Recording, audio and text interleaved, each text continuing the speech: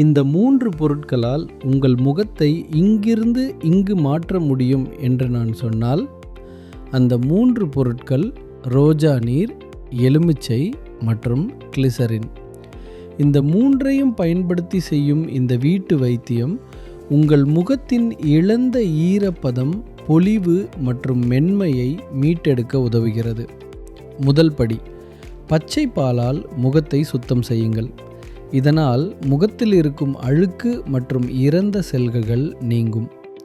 இரண்டாவது படி, எலுமிச்சை சாறு, ரோஜா நீர் மற்றும் கிளிசரின் ஆகியவற்றை சம அளவில் கலந்து ஒரு சீரம் தயாரிக்கவும்.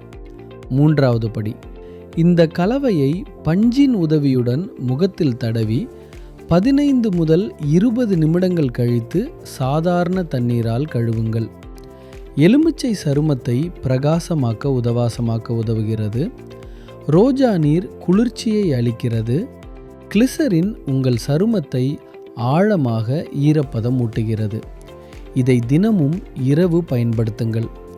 உங்கள் முகத்தில் உள்ள கரும்புள்ளிகள், தழும்புகள் மற்றும் நிறமாற்றங்கள் படிப்படியாக குறையத் தொடங்குவதை நீங்கள் கவனிப்பீர்கள்.